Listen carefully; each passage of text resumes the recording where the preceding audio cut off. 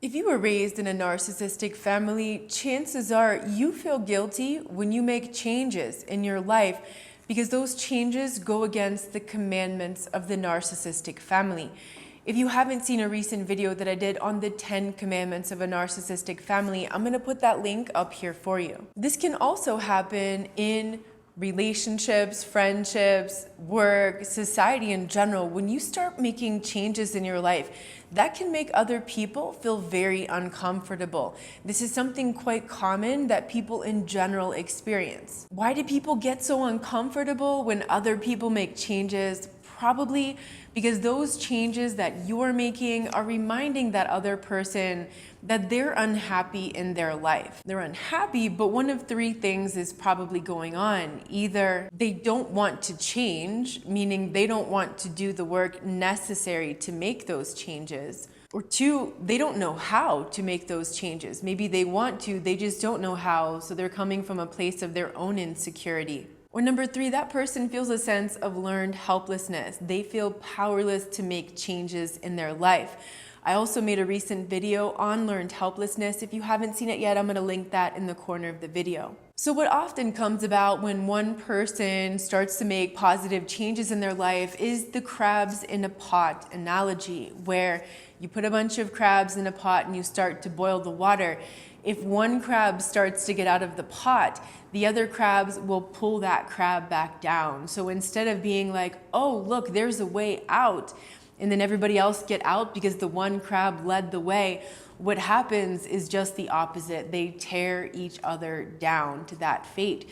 That's exactly what happens when you come from a family like this and you start to get healthy and get out of those dysfunctional patterns. It also happens in society in general. It's kind of like humans are almost just wired to do this, to resist change and to feel uncomfortable when other people are changing, even when they really want to themselves. That crab in a pot analogy is an example of low value behavior. People who do that are not high value people. High value people are not in competition. They're not trying to tear each other down. High value people know that a rising tide lifts all boats. Crazy thing is, people say often, when you're in a bad place, when you're suffering, that's when you'll really see the true colors of the people in your life. I would challenge that. I would say a lot of people will still be around in those situations, and maybe even some manipulative people, because they have a sense of power and they enjoy to see you down. Look what happens when you become successful in your life. Now, that successful could mean in your career, financially, in your relationship, in your family, in any aspect, your health, your physical fitness, in any aspect of your life. When you are successful, that is when you will really see the true colors of people. That is when people will reveal themselves for who they are, because your success will make miserable, manipulative people very uncomfortable. Now, your recovery and your success in life is mostly related to the inner work that you're doing, but it is also affected by the people you have around you. I've talked about this in many videos. Now, keep in mind, we can blame toxic people for the problems in our life, but if we really want to get down to the core of the issue, we realize that we have a choice. We have more control than we realize, and we have the responsibility to decide who belongs in our life and who does not. So that's what I want to explore in this video. The people that you have around you who are making you feel guilty for making positive changes in your life. I'm going to talk about how toxic people will manipulate you with guilt and shame to try to control your behavior. And then I want to give you some tips to support your happiness, your success, and your well-being while you're going through this process of making changes in your life.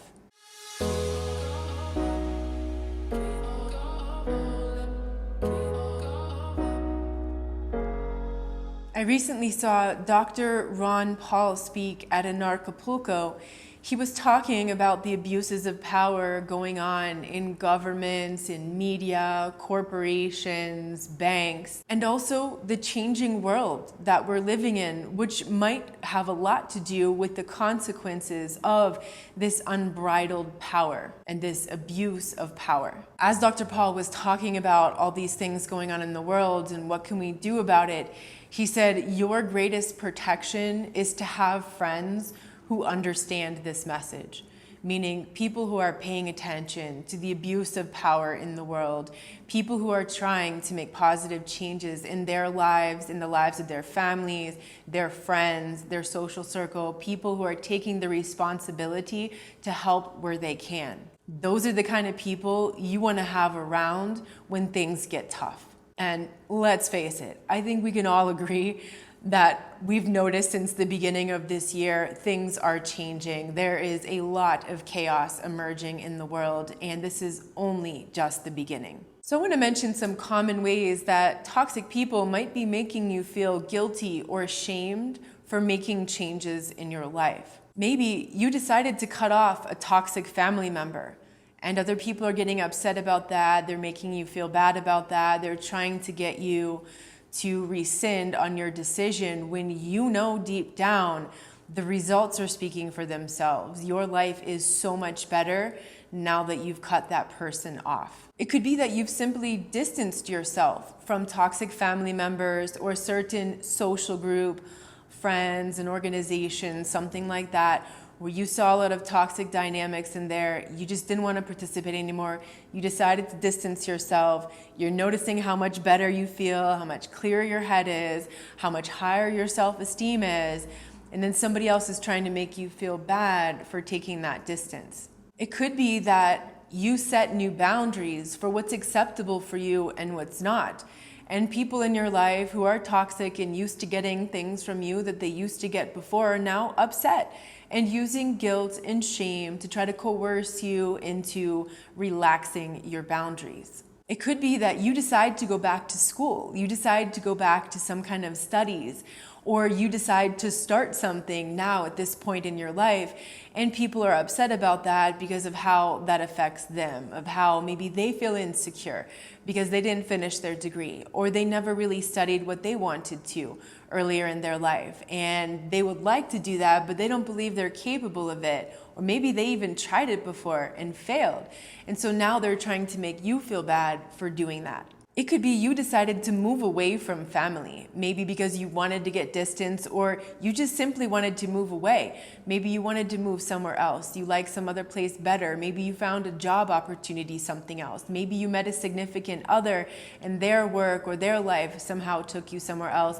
And your family is putting guilt and shame on you for having left the area when this is your life to live. It could be that you're starting a new business or a new project in your life that you're really excited about. Maybe you've been trying to do this for a long time. Maybe it's just been in your head and you've just never really gone for it, and now you're actually going for it. And the people in your life that are toxic are making you feel bad or guilty or ashamed or doubt because they feel insecure that you are pursuing your purpose, that you are pursuing something big, that you are leaving an extremely toxic, soul-sucking job to do this instead while they're still working that toxic, soul-sucking job. So these are just some examples of positive changes that you could be creating in your life that somebody else or a group of people in your life have a problem with. And so what they do then is use guilt and shame as a weapon to try to modify your behavior. That is a very common sign of toxicity. So now I want to give you 4 tips to support your success, your happiness, and your well-being in life as you are making positive changes. Number 1, surround yourself with the right people. If you want to make positive changes in your life, you need examples of positivity in your life. You want to be around people who have a growth mindset, people who are doing something with their life, people who take responsibility for their life, people who aren't making excuses and having entitlement or waiting around for someone to save them or fix their life.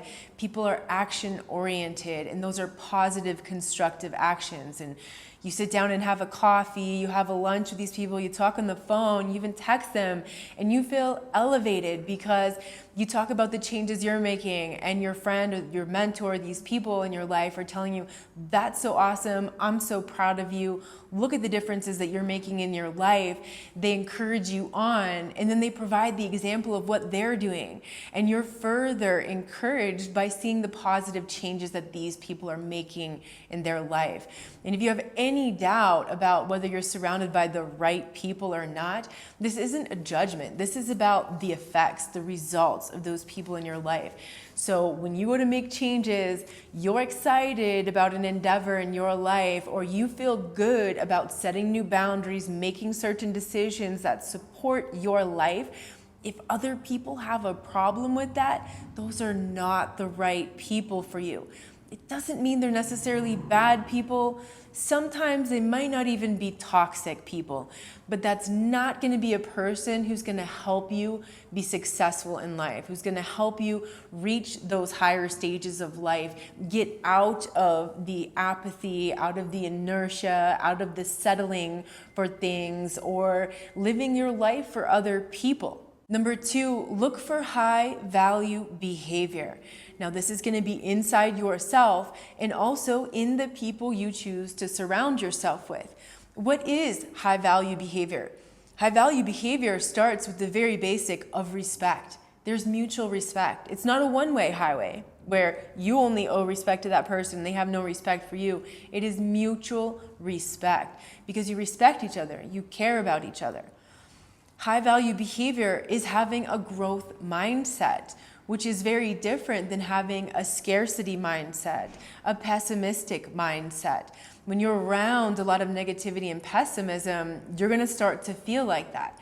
When you see somebody taking negative experiences in their life and extracting lessons and using those experiences to grow, those are positive people. It's not that everything has to be all positive in life. That's not how life works, okay? Difficult, negative things happen, but it's what you do with those things, what you do with those experiences. High value behavior also reflects a sense of win-win. It means I win and you win. Not just I win, not just you win, but we both win. It's not a zero-sum game. And you'll also notice there isn't that competition. Instead, you have collaboration.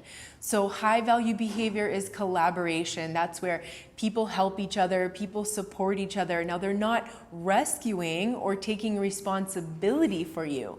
They're simply encouraging you from where they are.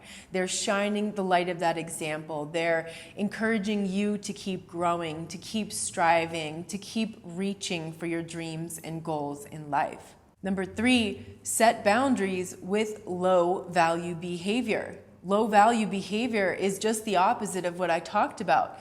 Disrespect, competition over collaboration, zero-sum games, situations where you can't possibly win, and a victim scarcity mindset. You'll also notice jealousy, tearing down. These are very low value behaviors. Number 4, believe in yourself and own it. Recognize your value, recognize your dreams, and go for this. Encourage yourself to grow. Keep working on your growth, on your personal development, on your recovery. And if you're finding that it's impossible to believe in yourself and own who you are when you're surrounded by certain people who don't believe in you, who are trying to tell you who you are, those are not the right people. You don't have to feel guilty for making positive changes in your life. You don't have to feel guilty for leaving people behind because they wanted to stay in scarcity mentality, in victim state, in not taking responsibility for their life, in trying to tear you down because they feel insecure or unhappy with where they're at. So I hope this video was helpful for you. If it was, give it a like or let me know in the comments below. If you want to add something to this conversation, I would love to see that in the comments as well. I'm sending you a big hug.